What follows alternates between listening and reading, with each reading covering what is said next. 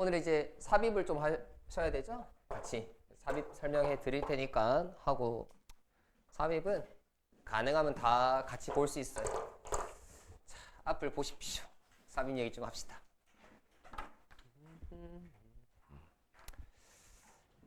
빈칸 순서 삽입이다, 그지? 우리가 흔히 고난도라고 하는 것들은, 제가 만약에 수험생이면 저는 순서를 버릴 겁니다.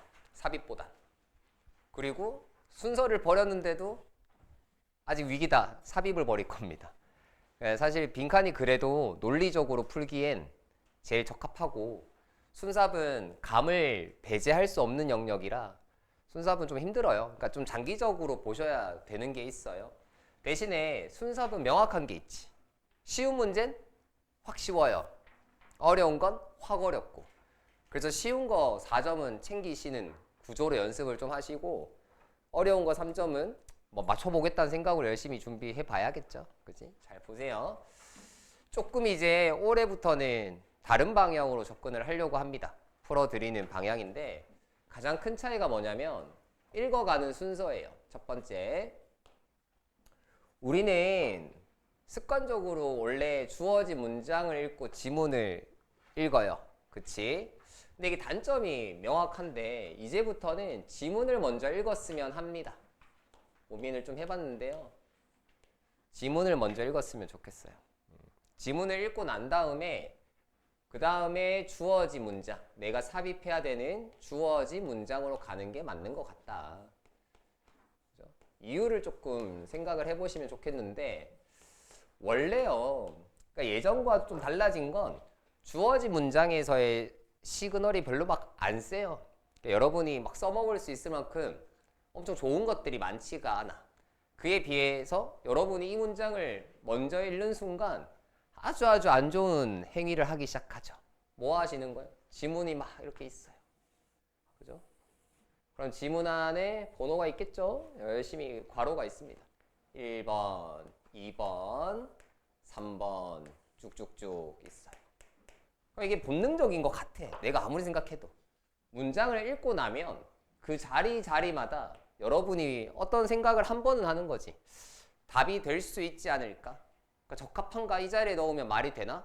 라는 어떤 일련의 사고 과정을 잠깐이라도 무조건 거쳐 가는데, 그게 너무 안 좋은 습관이라서 안 했으면 좋겠는데, 문장을 읽은 이상 그걸 안 할 방법이 없어요. 두 번째로, 할 거면 뭐 했으면 좋겠는데, 제대로 차라리 그러면 각 보기에서 판단을 하던지. 1번, 2번은 막 흐리멍텅해. 안 봐. 1번, 2번 답일 일이 없어. 그지? 그럼 대충 읽어요. 대충. 일단 빨리 읽어. 행위만 하는 거, 행위만. 그냥 눈만 가. 그래서 3번부터 이제 갑자기 감을 막 끌어올리기 시작합니다. 교감을 시작해요. 그죠? 3번. Not bad. So? 5번 good. 5번 답. 내 직감이 말해주고 있어. 내 전접이 방금 반응했단 말이야. 전접이 되네 피질이 반응하면 답이야. 그지? 그 근거가 왜 필요하냐고. 그러니까 이딴 식으로 푸는데 이게 무슨 의미가 있냐고. 여러분은 거기 앉아서 도대체 뭘 배우는 건데. 나의 대뇌피질은 언제 반응하는지? 의미가 없잖아. 근데 이걸 고치지를 못하는 거구나 라는 도달했습니다. 그러니까 풀이 방법을 바꾼 이유는 여러분의 한계를 감안한 거예요. 그지? 그럼 어떻게 하셔야 되냐? 왜 그러냐? 지문에서 사실 제일 좋은 건 기능어들의 오류를 활용하는 거죠. 글 속에 나온 기능어들을 판단하고, 그 기능어가 정확하게 사용되지 않아서 이 자리가 문제 있을 확률이 높아요.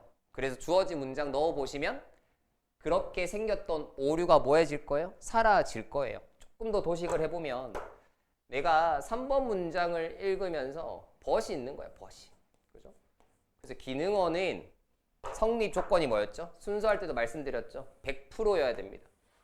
뭐 되고 안 되고가 없어요. 되어야 해요.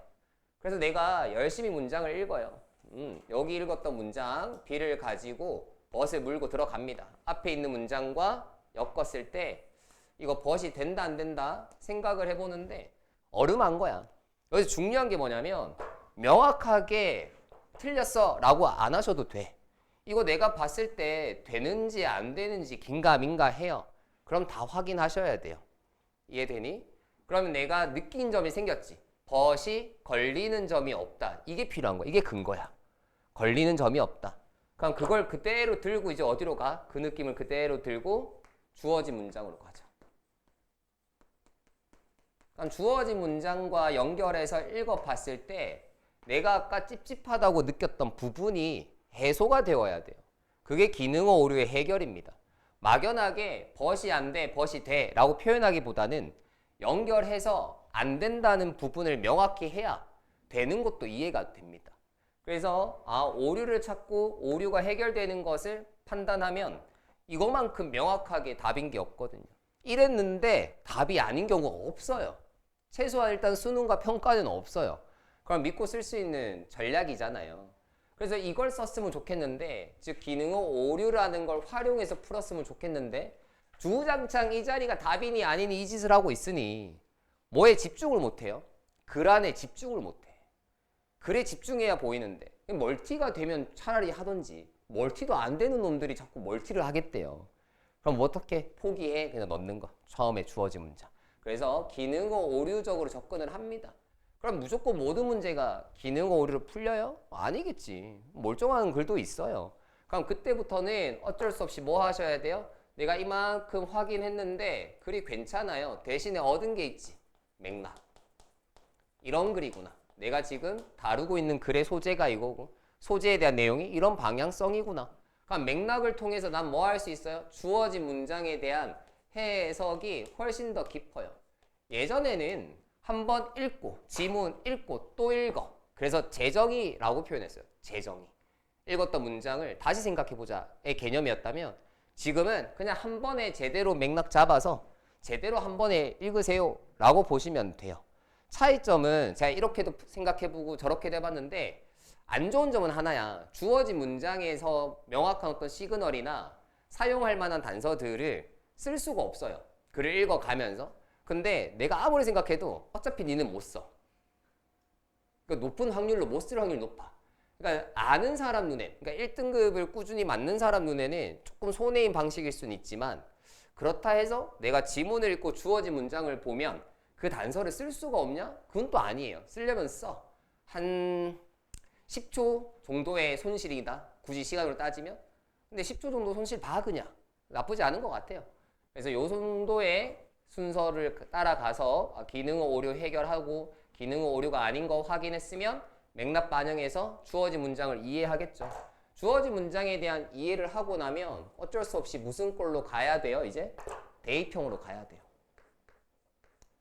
대입이라는 것은 뭐니? 이 문장이 자연스러운 자리를 찾아줘야 되겠죠. 자연스러운 자리. 어쩔 수 없잖아. 이제는 넣어보고 해야 돼. 쉽게 말하면. 대신에 그렇다고 1번부터 5번까지 다 넣을 거냐고. 그럼 말이 안 되잖아. 그럼 읽은 이유가 없죠. 그러니까 어느 정도가 뭐가 돼야 돼요, 보기가. 서고 후에 후보가 매력적인 자리 위주로 판단을 하셔야 될 거 아니야. 매력적 자리. 그치? 아닌 건 빼고 될 수 있는 자리. 그럼 그 기준이라는 게 필요할 텐데 첫 번째는 뭐에 일관성이 있어야 돼요? 내가 넣고자 하는 문장이 글 속에서 다루는 소재의 일관성이 있어야 돼. 순서 배열로 가보자. 순서 배열은 어떤 느낌이 있다 했어요? 색깔 맞추기 느낌이 있다 했죠. 색깔 맞추기. 그러면 이 문장도 나름의 뭐가 생기겠니? 맥락을 넣어서 읽어보면 색깔이 있다고. 아, 이거 빨간색 내용인 것 같다. 그럼 글을 이왕 넣을 거 빨간색 주변부에 넣어야지 말이 되겠죠. 그럼 내가 글을 읽으면서 뭘 판단을 해야 소재 일관성을 활용할 수 있습니까? 애초에 글에서 다루는 소재에 예민하게 구셔야 돼요. 글에서 다루고 있는 소재들을 예민하게 나눠서 봐야 돼. 그래서 앞에는 노란색 내용인 것 같고 중간에는 빨간색 내용인 것 같고 끝에 노란색 다시 나오고 뭐 이런 걸 봐놔야 된다는 얘기죠. 그 다음에 내가 읽은 문장은 무슨 색이네. 요 개념. 같은 개념이에요. 다 한글이 같은 소재여도 뭐가 또 같아야 되니? 풀마 흐름을 이용할 수 있어야지. 그죠? 그래서 긍정적인 얘기를 하고 있으면 뭐 하셔야 되고요? 긍정적 내용의 일관성이 있어야 되고 부정적인 얘기를 하고 있으면 부정적인 내용의 일관성을 해주시면 되겠지. 기타 주어진 문장 안에 뭐가 있을 거다. 그래서 핵심적인 키워드가 되거나 아니면 기능어가 존재할 거예요. 그 기능어의 성립을 기준으로 사고를 좀 펼쳐보는 것도 좋은 전략이 되겠죠. 되겠습니까?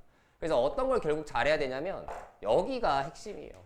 내가 읽은 내용에 비추었을 때 저 문장이 어떤 말인가, 그 문장에 대한 이해도가 높을수록 들어가기에 적합한 자리는 보인다는 얘기죠. 이해되겠습니까? 그럼 어떤 문장이 문제가 존재하냐? 너무 어려운 거야 이게. 이 문장이 전하고자 하는 메시지가 너무 함축이 강해. 그러면 제가 선명하게 받아들여지지 않으니 3번 넣어도 말 되는 것 같고 4번 넣어도 말 되는 것 같고 5번 넣어도 말 되는 것 같거든요. 그러니까 그런 문제는 틀려야 된다는 거죠. 쉽게 말하면. 그러니까 그건 틀린 거라 생각하고 풀어야 돼. 그지? 그 원리가 뭐라고? 상술관계. 문장 삽입에서 제일 더러운 문제가 이거예요.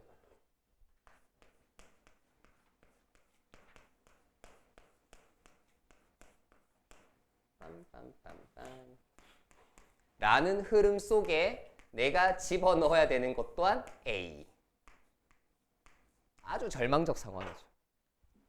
대충 그 대충이라는 말을 쓸 수가 없어. 대충 너무 다 맞거든. 다 맞아. 그놈의 도파민이 안 나와. 3번 안 나와. 4번도 안 나와요. 아닌 것 같아.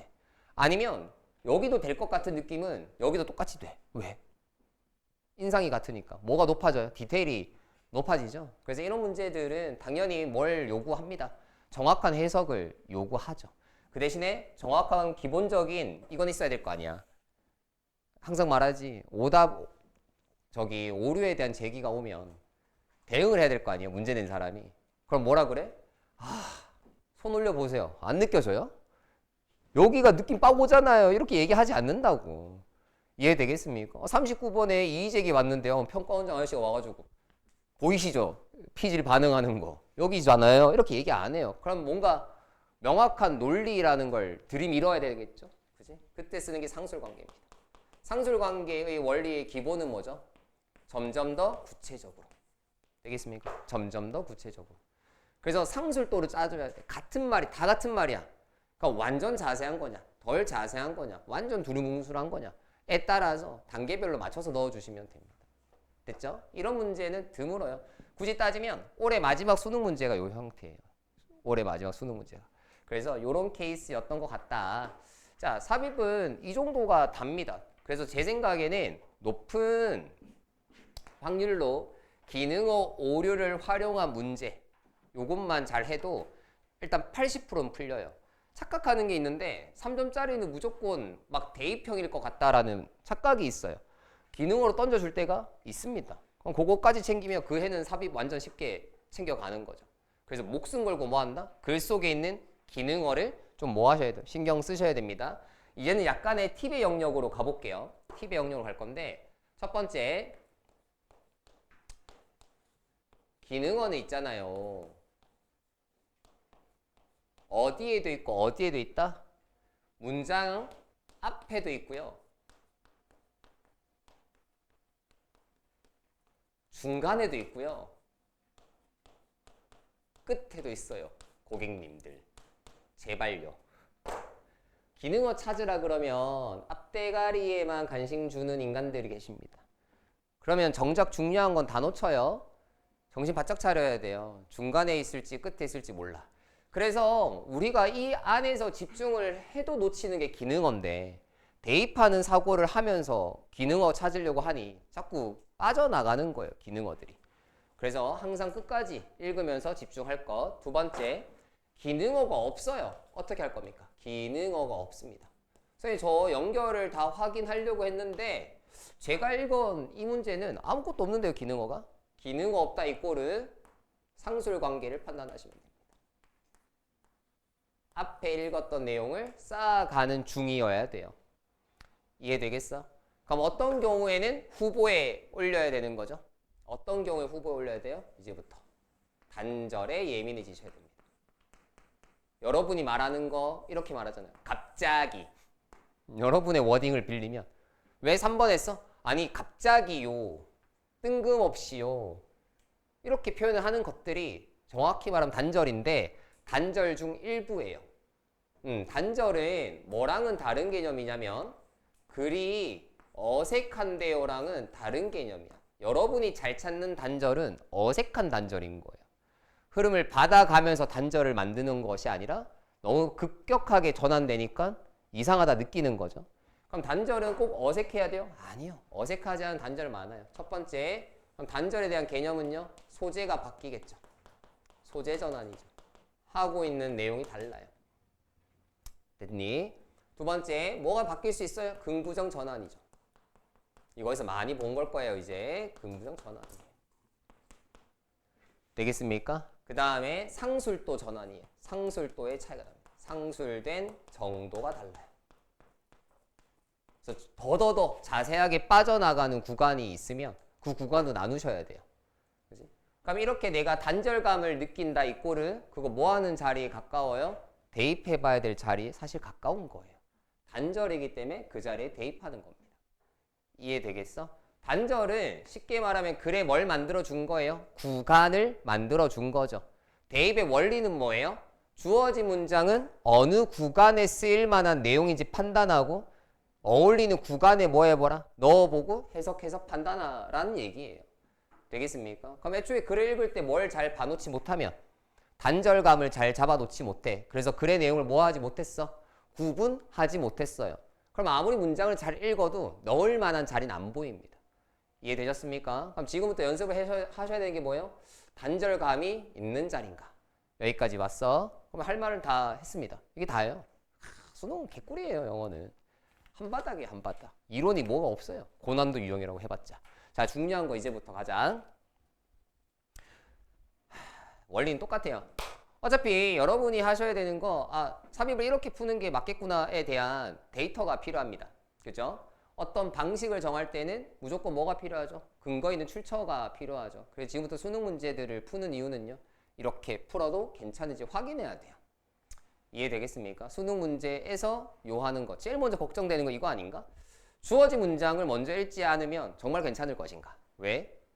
가르치는 나도 고민이 되잖아요. 늘 해오던 게 애들이 주어진 문장을 먼저 읽고 지문을 읽어왔을 텐데 그 습관을 어쨌거나 한 번에 바꾸거든요. 안 읽는 순간 습관은 바뀌게 돼 있어요. 모르는 정보를 생각하진 않을 테니까. 근데 이게 정말 문제를 푸는데 지장을 주지 아니할까? 라고 생각을 해봤을 때 중요한 기준점은 최근 문제여야 되거든요. 사실 어쨌거나 트렌드를 뭐 해왔기 때문에 바꿔왔기 때문에 그러면 예전에 문제를 풀면 18년, 19년 이런 수능 때 풀면 아쉬운 점이 있어. 이건 주어진 문장을 먼저 알면 이거 좀 써먹을 만할 텐데 그치만 그때는 그게 괜찮았던 시대니까. 근데 다가올수록 어때요? 굳이 뭐 주어진 문장을 먼저 읽었다 한들 크게 다르진 또 않았겠네? 라는 생각이 드는 거죠. 그래서 그걸 한번 우리가 문제를 통해 보면서 오늘 문제 풀이 순서는 이렇게 갈 거예요. 지문 먼저 읽어보고 문장 확인해보고 답 생각해보고 그래서 몇 개나 단절감이 명확해서 즉 들어갈 만한 구간이구나라고 내가 읽으면서 찾을 만한 문항이었는지 그 점에 조금 포커스를 놓고 공부를 해보시고요.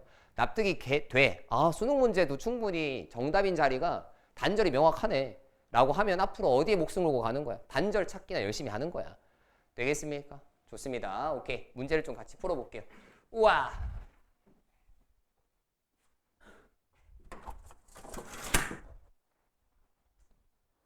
봅시다.